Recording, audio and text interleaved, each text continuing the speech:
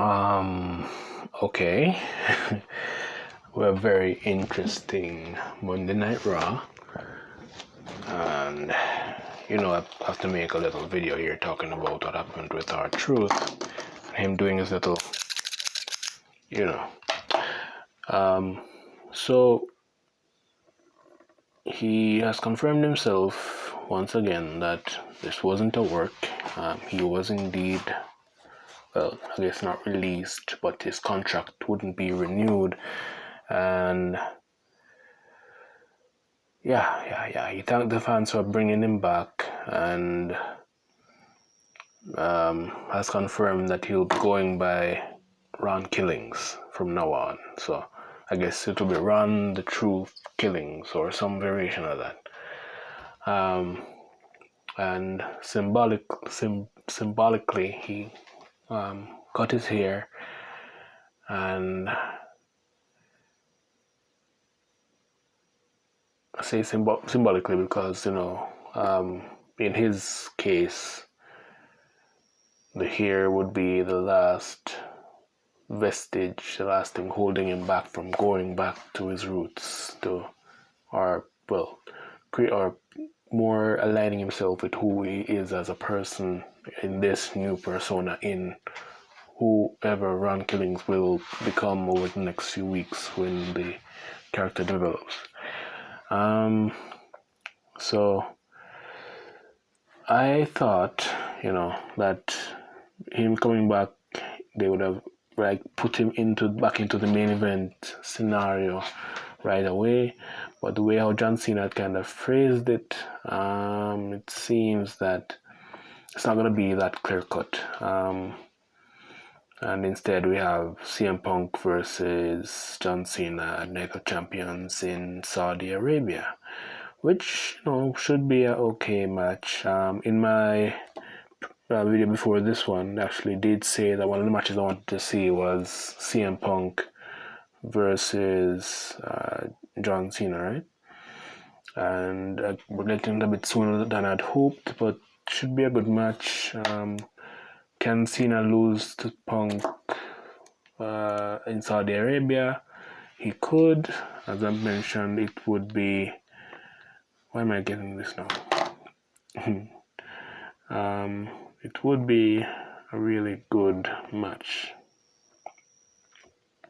to see. So I made a video talking about that. I think it's even more than 15, 15 plus people.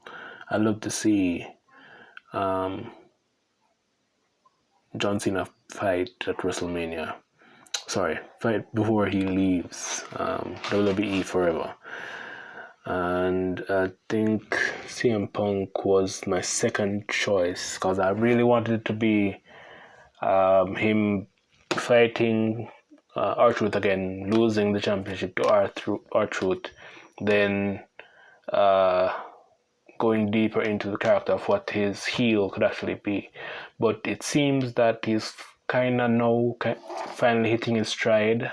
He's actually added some new things to the entrance that he did, little gestures and little theatrics that he's kind of known for, having his own style when it comes to doing every part of his entrance, right? So he's kind of finally developed something that goes along with the way that he's presenting himself.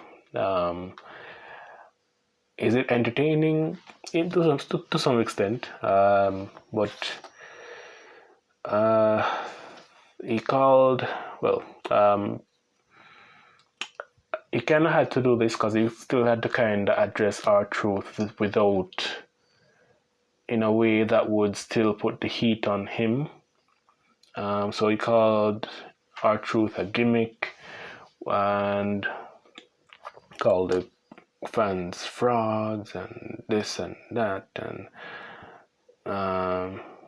said that it was kind of like fighting himself, which in a sense is true. But the version of RTruth we're going to get now, hopefully, I'm hoping at least, that it's closer to from what I'm seeing, it's gonna be more a mix from the RTruth that we got that turned on John Morrison that led up to the Capital Punishment pay-per-view all those many years ago.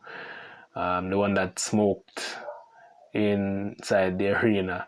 I think I was in England also. And the same RTruth that used a water bottle right up against his head. And you know, yeah, so from what I'm seeing in the promo that he cut, he doesn't look as mentally deranged as the character was back in 2011, I think, because that character was almost like, all right, there's a saying in Jamaica, like you say, in brain chip. Yeah, it was kind of like that, like a mental break almost that he went through. Not almost. It was so bad till he even created a fictional character that went on to be known as Little Jimmy. So it doesn't look like we're going to be getting that part of RTruth, at least not yet. He's not really a comedic guy, so there'll probably be aspects of his comedy that still kind of bleed into his performance and all that. But the way that he's gonna probably try to approach this is gonna be, well, I'd imagine that he probably had some regrets with how the heel run went back in 2011, and he's had enough time now to kind of think about it and say, if I had a chance to do it again, this is how I'd kind of approach it and make it even better. Creatively, just thinking about how he could make that persona a bit better, and also a more layered character, because he could have just went back to the original version of the heel RTruth, mumbling to himself and acting deranged and making really what do I call it funny faces or deranged faces. He could have went back to that part of him, but it looks like it's more an evolved character. And funny enough too, sorry, I had to get some water. All right, so funny enough too, the last time that I remember somebody's hair being cut on WWE TV was actually CM Punk with one Rey Mysterio. I don't know if you remember when CM Punk was in the Straight Edge Society and he wanted to bring Rey in. They had a match at Over the Limit. It was some WrestleMania, Extreme Rules, and then Over the Limit. It was a really interesting match. In that time, symbolically, actually, it's ironic because it's actually the reverse. Because in CM Punk's case, when he got his hair cut, it actually led to him losing his power. He lost the cult, had to leave the Straight Edge Society in the sense of the leadership role. But when it comes down to RTruth now, him trimming his hair actually gives him back all the power, right? And we're gonna be seeing how he develops his character going forward. Hopefully they do give him the time to kind of establish it in a way that makes sense, if that makes sense, establish his character in a way that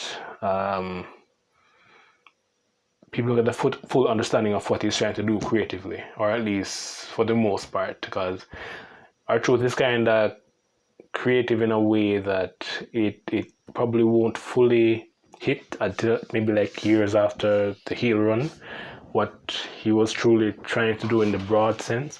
But at least the undertones, hopefully the people that are watching, like, I will be, do understand that.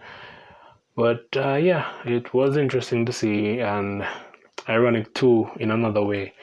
So RTruth cut his hair off here, right?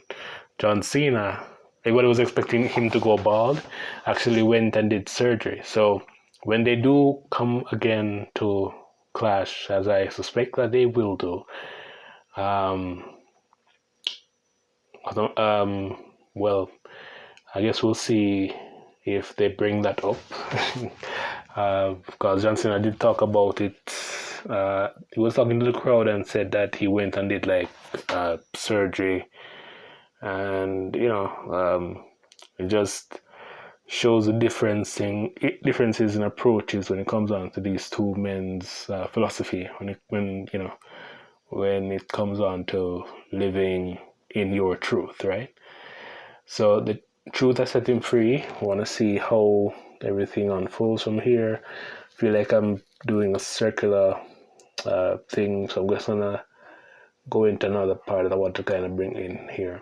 All right, so in the last video that I made, I did give a comprehensive list of some people that I wanted to see him face, just in a face, going forward.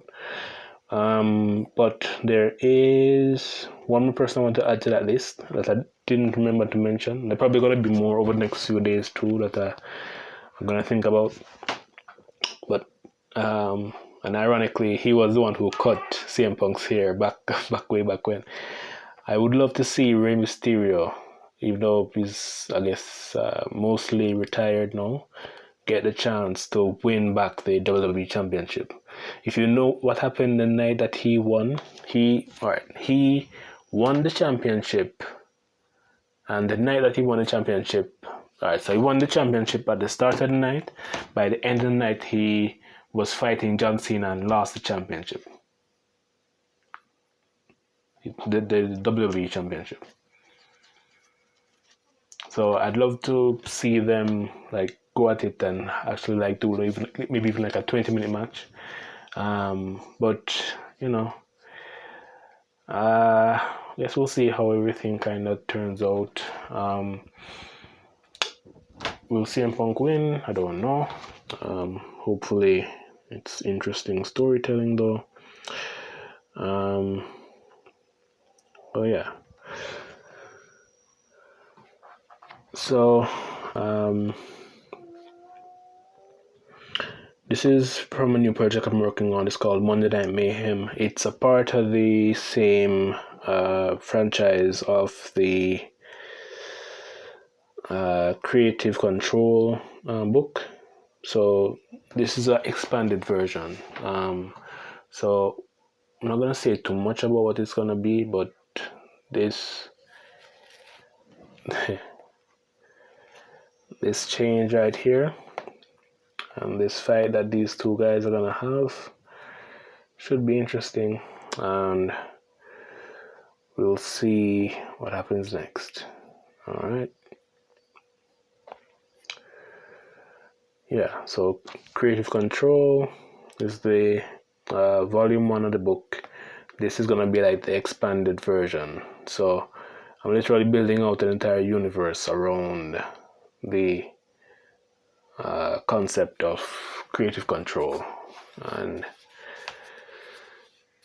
you'll be seeing that soon, hopefully, if I don't procrastinate too much. But yeah, so what I'd recommend you do in the meantime, go ahead and read Creative Control Volume 1, and by the time you finish Volume 1, it's 22 chapters.